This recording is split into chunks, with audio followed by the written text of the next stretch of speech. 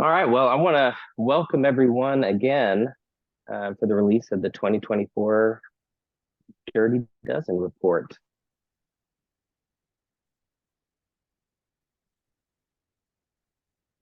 All righty. All right. Well, good morning. Thank you again for joining us. I mentioned a moment ago, we have thunderstorms and a tornado watch going on here. So if I lose internet connection, um, hopefully Joe will pick it up and take it away. But my name is Jesse DeMumbrian Chapman. I'm the executive director and riverkeeper for Coosa River Basin Initiative, and I chair the Dirty Dozen Selection Committee at the Georgia Water Coalition. This media briefing is hosted by the Georgia Water Coalition, which is a consortium of more than 260 conservation and environmental organizations, hunting and fishing groups, businesses, and faith-based organizations with a shared goal of protecting Georgia's surface water and groundwater resources since 2002. Before we get started, a couple of just quick housekeeping items. Y'all know the drill on Zoom at this point.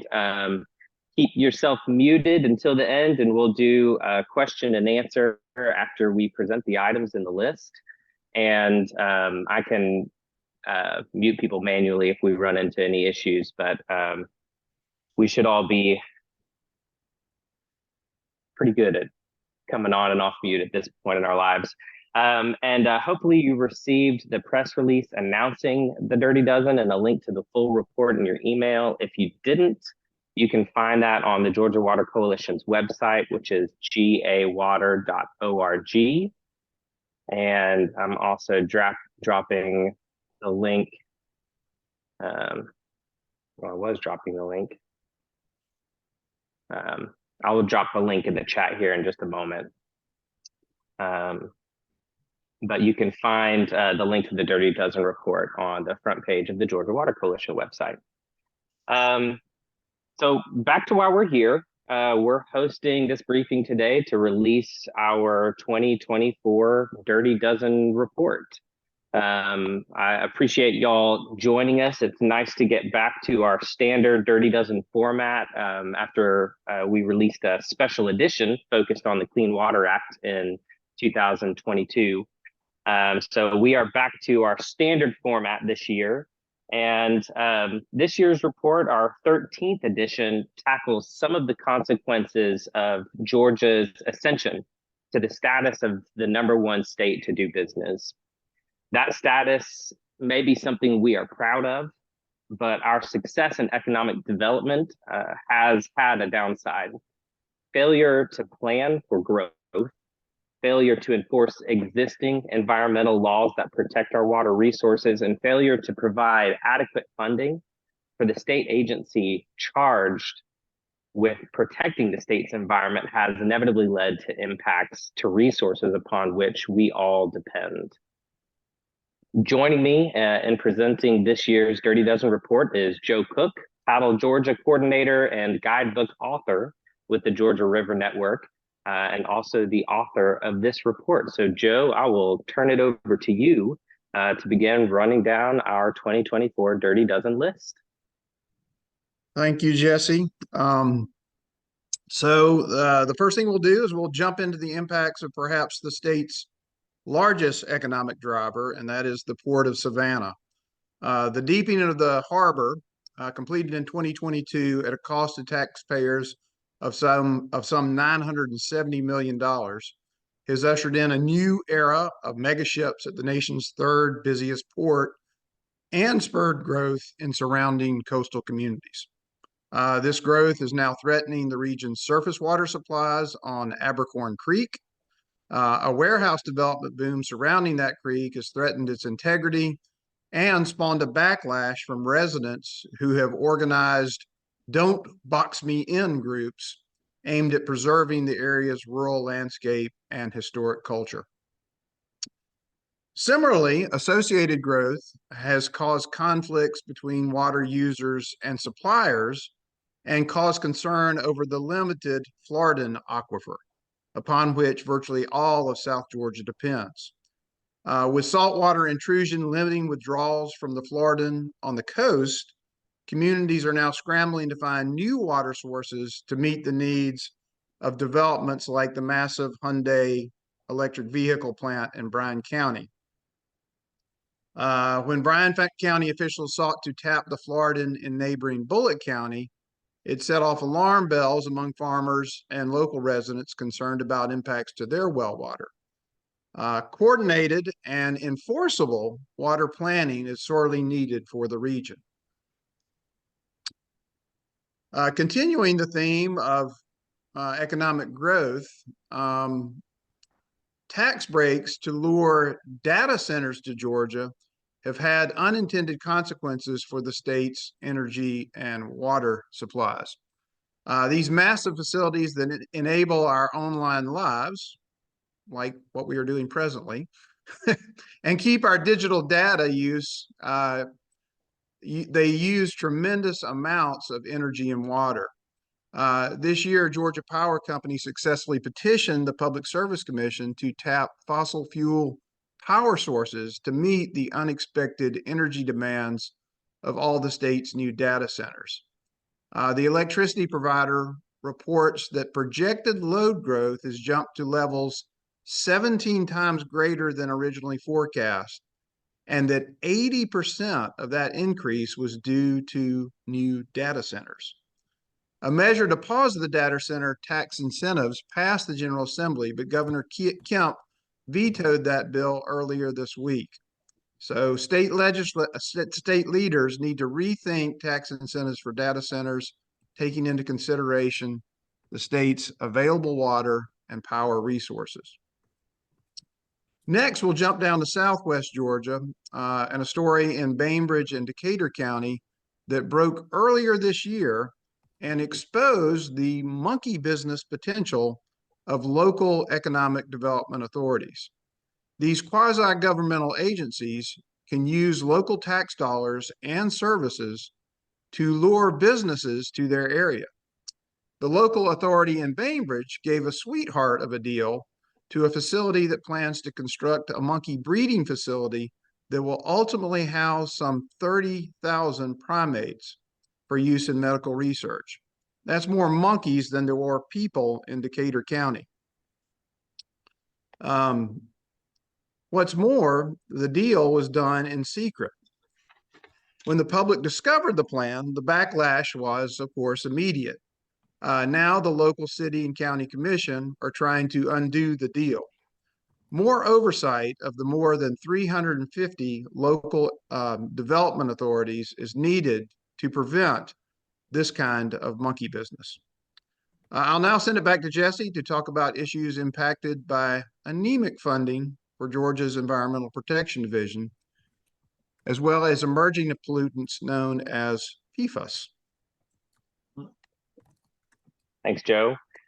For the past 3 years, Georgia has set economic development records. In 2023, the state welcomed some $24 billion in investments for new business and industry.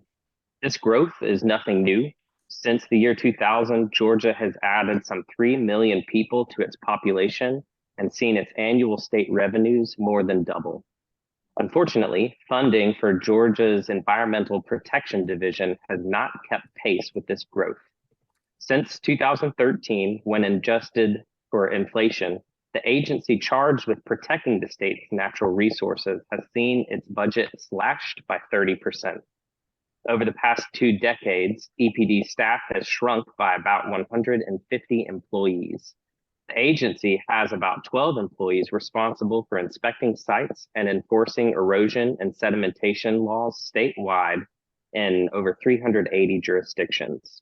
Predictably, at both the state and local level, the result is anemic enforcement of laws designed to prevent dirt from development sites from soiling Georgia streams and adjacent properties. Similarly, a 2-decade-long effort by the agency to develop nutrient standards for the state's rivers and streams has still not been completed. In a 2013 update to this plan, EPD set the goal of establishing these nutrient standards by the year 2020, but also explained that this timeline was dependent on funding and staff resources. This delay is concerning because high levels of nitrogen and phosphorus in Georgia's water has led to dangerous algal blooms at numerous popular water recreation destinations around the state. State leaders must give EPD the resources it needs to do its job. This year in the report, we're also highlighting some emerging pollutants. PFAS, a group of man-made chemicals that persist in the environment, were once thought of as modern miracles because of their ability to make fabric stain-resistant and fire retardant, among other things. But over the last several decades, we've discovered these chemicals are hazardous to our health. Today, they are found everywhere, but in Georgia, especially in the Conasauga River and the Ogeechee River, where they were used by carpet and textile manufacturers. In the Conasauga, PFAS are still being used by manufacturers, but there are no state requirements for these companies or wastewater treatment plants that receive their effluent to remove PFAS before they are discharged to the state's rivers and streams. Tests conducted by CRBI downstream of the city of Dalton's wastewater treatment system indicated PFAS levels more than 23 times EPA's recently published safe limit for drinking water. Meanwhile, lawsuits are flying across Northwest Georgia and Northeast Alabama as municipalities scramble to remove these pollutants from drinking water. Georgia EPD must step up and force users of PFAS to prevent them from reaching our rivers. Over on the Ogeechee, where a textile manufacturer discharged PFAS to the river for years, Ogeechee Riverkeeper has tested fish tissue for PFAS and found them in all of the sport fish they tested. Unfortunately, there are no state or federal guidelines for safe limits on PFAS in wild-caught fish. We only know that ingesting these toxins is harmful to our health. To speed the process of developing fish consumption guidelines and protect anglers who consume wild-caught fish, the state should begin testing fish statewide for PFAS immediately. We'll now go back to Joe to learn about the final 4 issues highlighted in the report. Thanks, Jesse.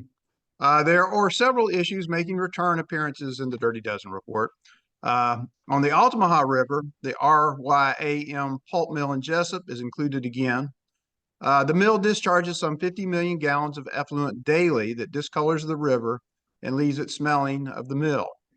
EPD is currently poised to issue a pollution control permit that will allow the facility to continue discharging at current levels, despite the fact that technology exists to dramatically reduce the color and odor associated with the discharge. Up in Northwest Georgia on the Coosa River, EPD still intends to allow the Georgia Power Company to keep coal ash buried in an unlined disposal pit where it is polluting groundwater. While 3 of the 4 ash ponds at the now shuttered Plant Hammond on the Coosa River are slated for excavation and removal to lined landfills, the company wants to keep coal ash in the 3rd pond where it is. The U.S. Environmental Protection Agency has said the plan fails to meet federal requirements for coal ash cleanups. Meanwhile, the Okefenokee Swamp remains endangered by a risky mine proposed to operate along Trail Ridge, the sandy rise of land on the swamp's east that helps regulate water levels in the swamp. A measure was introduced in this year's General Assembly that would have offered permanent protection for portions of Trail Ridge. The bill secured sponsorships from a bipartisan group of more than half the members of the House of Representatives. But despite this overwhelming support, the bill never even received a vote in the House Natural Resources Committee. Now it appears EPD is poised to issue the necessary permits to allow the mine to begin operation. This, despite more than 70,000 people sending emails and letters to the agency asking them to stop the mine. The last issue highlighted in the report is a troubling trend in which state leaders are attempting to turn control of public resources over to private entities. One bill introduced during the recent legislative session would have made it easier for private entities to claim ownership of coastal marshlands, which for years have been held in the public trust by the state. Another bill that did make it into law may lead to riverfront property owners asserting ownership of the riverbed and prohibiting people from stopping to fish in front of their land. Jesse, I'll turn it back over to you now. Addressing the issues highlighted in this report through stronger funding and enforcement for clean water laws, legislative action, sound permitting and policy decisions by state and federal agencies, and critical water resource planning at the regional level will ultimately lead to cleaner, healthier streams, rivers, lakes, and estuaries. Of course, responsible actions by individuals, businesses, industries, and local governments are also critical to solving these pollution problems. Again, I want to thank everybody for joining us this morning. And at this point, we want to open up the conference to any questions from the press. We have several representatives from the Georgia Water Coalition member organizations that can speak to many of these issues, and I will help direct your questions. If you are not in a position to take yourself off mute but want to put your question in the chat, I will moderate that and make sure that it gets read and addressed.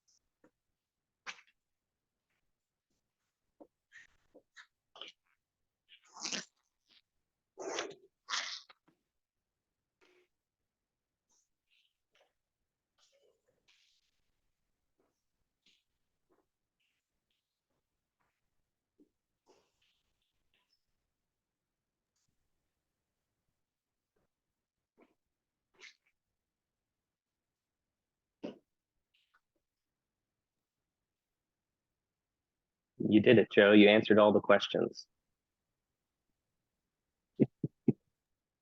I have that knack.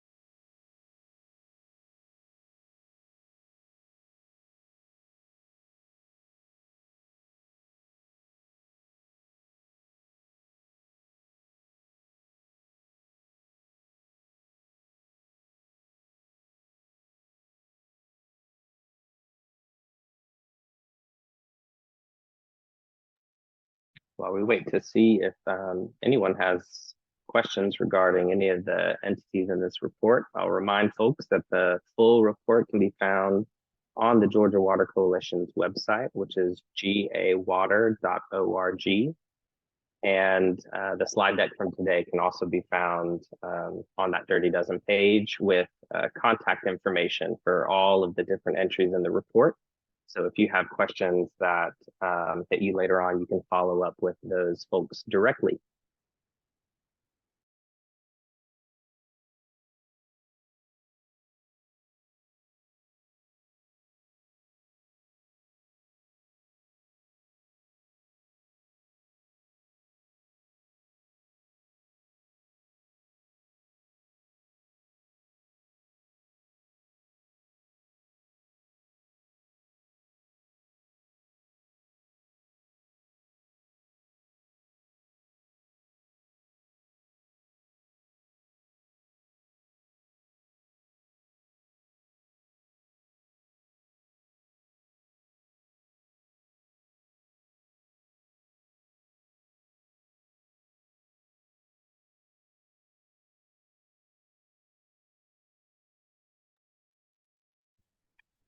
Zero questions, maybe a first.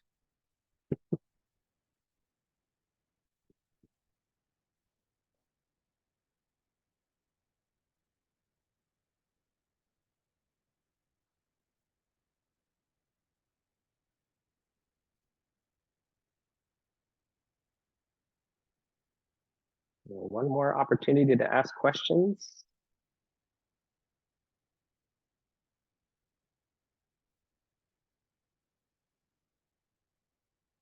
Yep. If not, in the sake of cutting everybody loose to enjoy their, at least in my case, very rainy day, I want to thank you all again for joining us for the release of the 2024 Dirty Dozen report, and hope you will reach out directly to the individuals listed on in that report for any other questions that you have.